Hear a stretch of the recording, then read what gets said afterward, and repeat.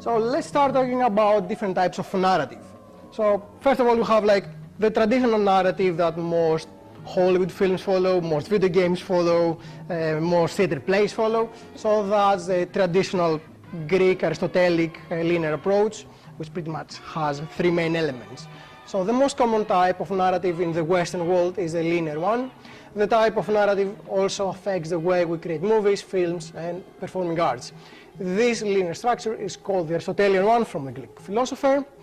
This type of narrative is characterized by cause and effect relationship between these events. So something happens, causes an effect into something else, so very linear. I do something that leads to a second event.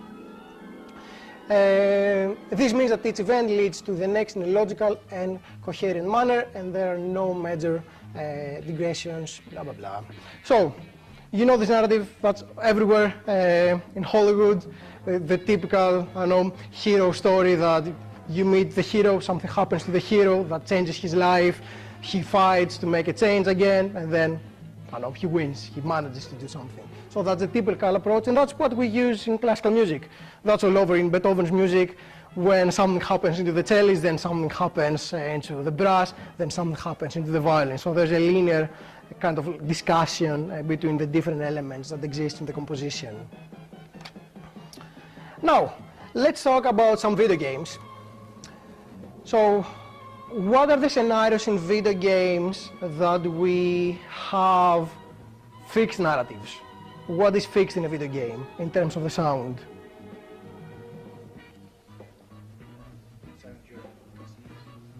During cutscenes, okay? So in video games you also have some part where you have discussions, something is going on, where you can't really do anything with your controller, right? Okay? What else? Anything else that has fixed sound? Think about the video games you've played. Come on, any ideas?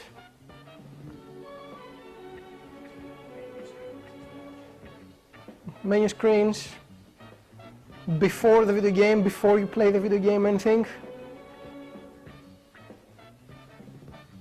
Oh, you have the trailers, don't you?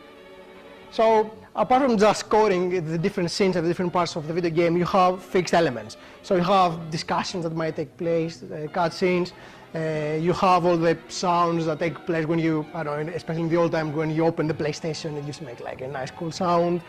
And you have the trailers. So before you compose anything, probably you're going to compose a trailer. So let's start from a trailer. Has anyone played Age of Empires? It's an old game from my era.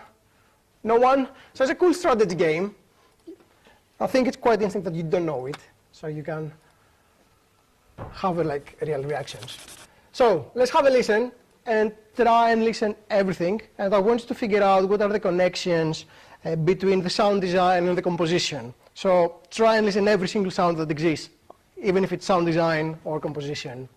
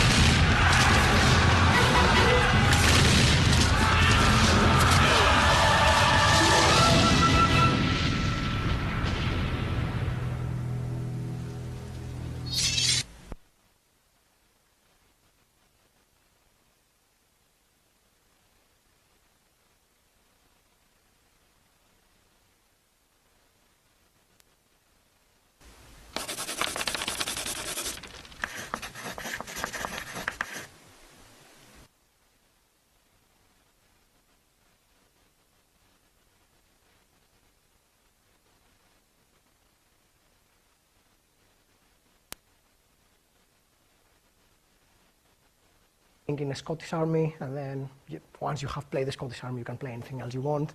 So it's a strategy game, but there's like a lot of fight. You build your own map, you build your own buildings, you create your own military camps. It's quite cool.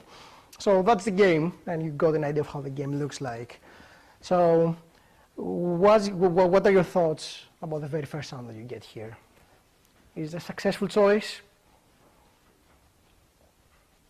Yeah, I suppose so, because am I right in saying that the game itself, it's not really displayed in the trailer so much, but it's sort of a top-down aerial view.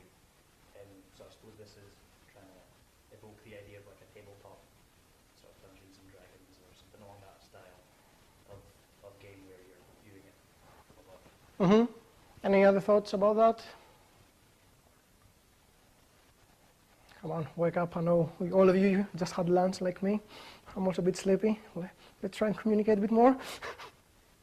So I think it's quite successful because it doesn't seem like the game, because when you play the game, okay, it's not like a board game. It's a bit more fun. But what that tells us is that it's going to feel like a board game. That's the feeling you get. You get the feeling of strategy, and this is where they want to focus. So although it's a fun game, they start by telling you, look, you need to be smart. It's going to be hard. You need to focus more, and you're going to collaborate with other people too. So you get information which isn't related to the game 100%, but it mostly gives you the feeling of the game. So I think that's a nice choice. Let's move on.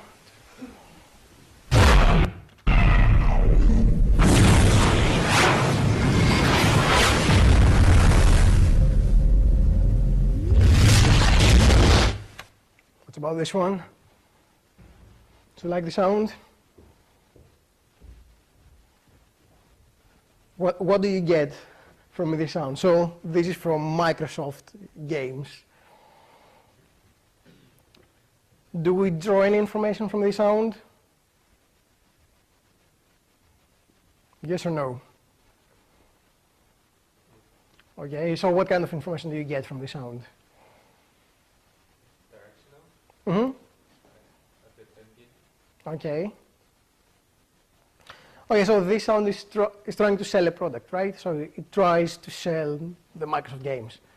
Okay, it should be a good thing. So they need to create probably something positive, something that sells the company. Does it provide any information?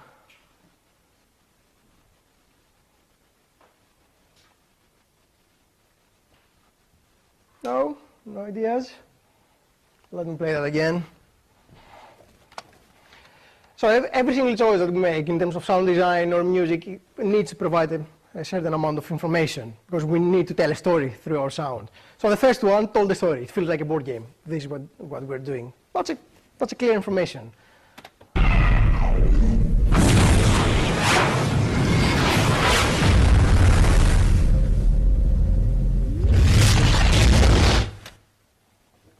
What about this one?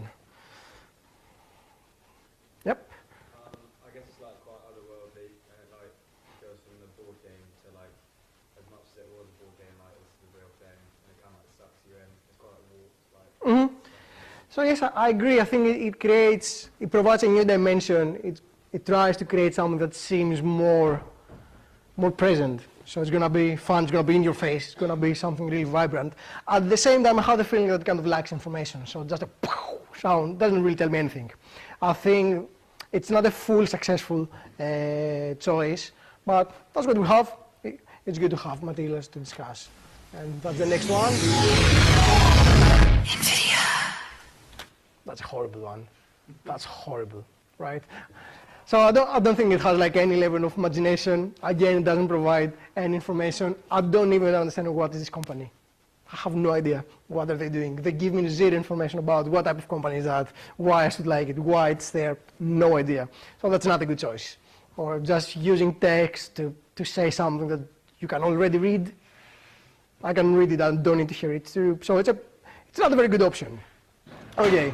Getting away from the stuff that I don't like, let's go into the stuff that I do like. Let's play part of it.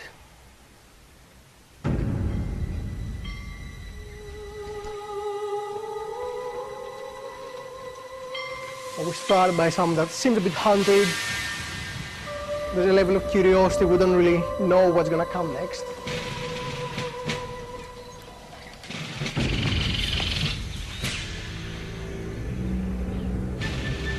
something is building up. We're getting the marching band.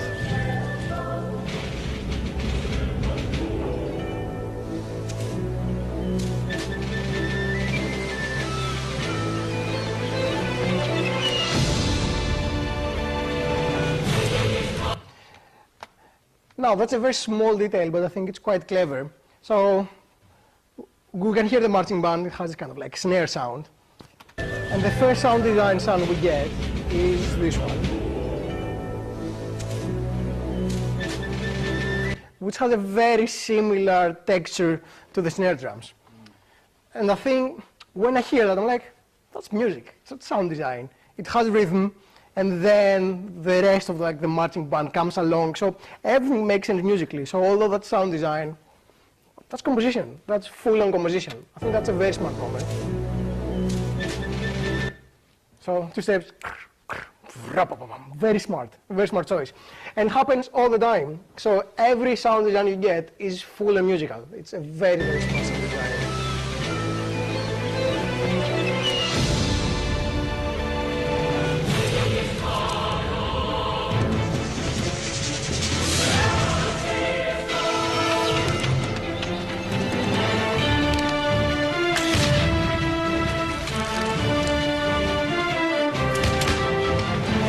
Also, I think every single shot you hear, it feels like drums.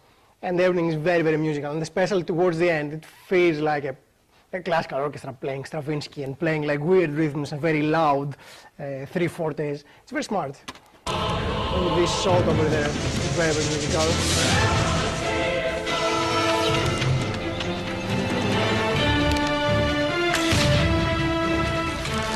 Now let's listen also to the theme.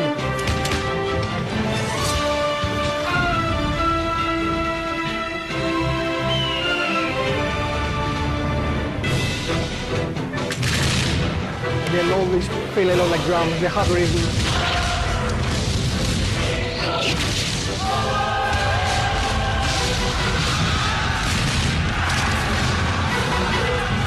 So pretty much here you have like this kind of like an interplay between all this kind of like percussive shots and canons and the choir, which is quite nice.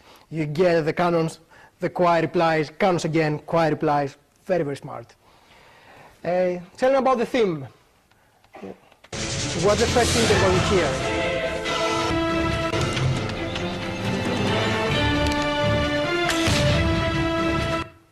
Okay. What's the interval? Almost? 5-1, 5-1. Bum bum. That's the interval, not the chords. What's that? Let's play that again.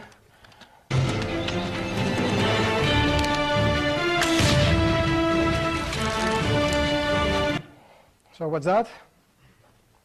Any ideas? Bum bum. What interval is that? Is it not a major fourth? Yep.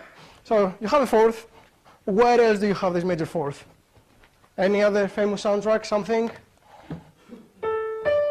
Yeah? AD, that's what we have. I don't remember the rest. Hmm? Was that Harry Potter you're playing? You have that. You have... So this fourth is the fourth of having fun. Okay? It's all over like the film industry, all of the gaming industry. You want to have like a cool soundtrack, start with the fourth. It's going to be a success. So it has everything you need. So I think that's a very successful soundtrack because I think the theme is very nice. You can remember the theme. There's a perfect interaction between everything that's musical and everything that is sound design. You can't really distinguish where is the sound design, where is the orchestra. Everything works as one. I think it's a very, very smart trailer. So now staying into, come on, load for me. So staying into fixed elements, let's discuss another video game. So it has mainly 3 parts. So it has like an A, B, and C. So let's try and analyze the different scenes of that. Has anyone played Mass Effect? No one? I'm old. The score has been composed by Clint Mansell, who's like a lovely composer. He has like composed Pi, Requiem for a Dream. what else? Plenty of films of Aronofsky, so an amazing composer. And it's great to have like really good composers like composing for video games. So let's see how an amazing composer. Cavalry's here, gentlemen. So I don't need to tell you a lot about that. So the idea is that there are like planets fighting, and the people from one planet are losing the fight, and they need to move into another planet. You don't need to know more about that.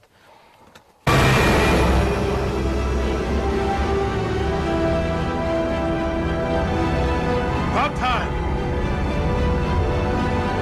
Let's go.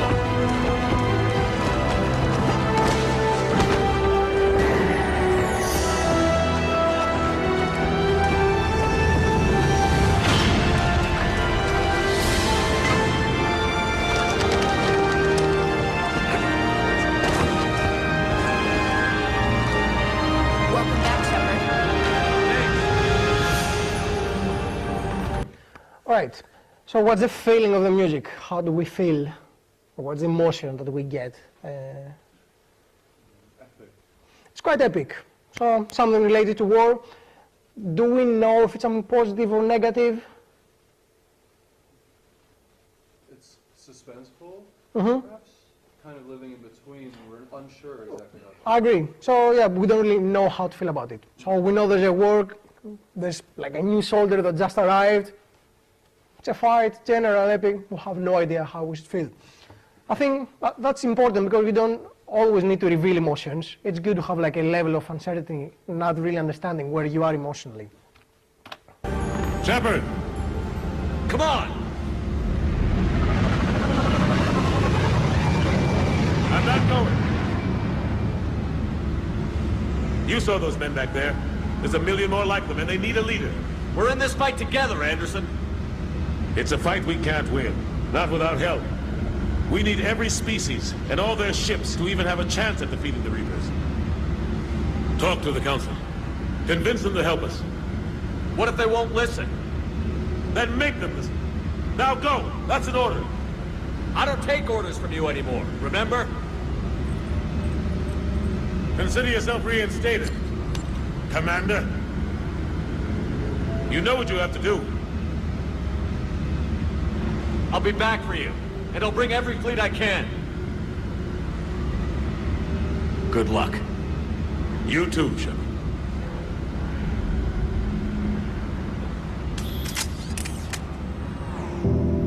Right. There is no music, so theoretically we don't know how to feel. But before the dialogue, there were a couple of chords that somehow reveal the general feeling. Welcome back, Shepard. Shepard! Come on! So what was that? Shepard! Come on! Shepard! Come on! What do we hear musically? What happens harmonically? Some minor chord? Oops, I closed it. Shepard! Come on! It's not a minor. Shepard! Come on! Where's this? Yeah, what's the last chord? Is it a minor or major? Oh, major. So we don't know how to feel, but before the dialogue we get a major chord. Yeah, it's suspended probably. I believe it's a... might be a sus, what's that? Yeah, sus4, I think. It's probably a D major with a sus4. I'm not 100% sure, but I think that's it. Shepard! Come And I on! think you get a 5-1 into a major chord. So there's a positive element in there already hidden. So it's a very small thing, but we kind of know how we should feel about the dialogue. So they were discussing that, okay, they need to fight, something's going to happen. And the composer decided to hide something positive in there, really well hidden. And he kept it hidden because, let's hear what's happening next musically.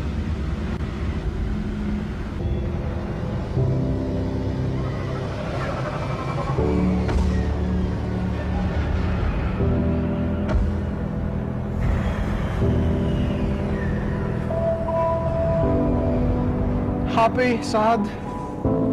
Okay, it feels awful now. So yeah, it's not going well. It's not going well, definitely. Now, the first really epic sound we get is from this kind of like robotic monsters. So these are the enemies. So I keep these sounds in mind.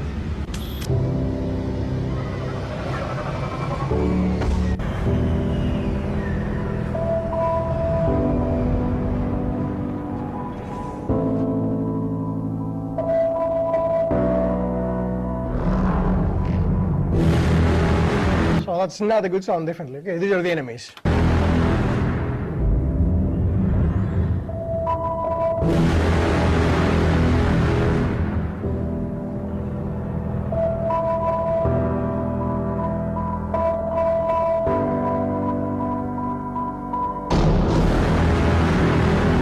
What happened now? Where are the enemies? The sound changed purpose, right? So this boom sound that was always this robot, and this time it's not, it's this door.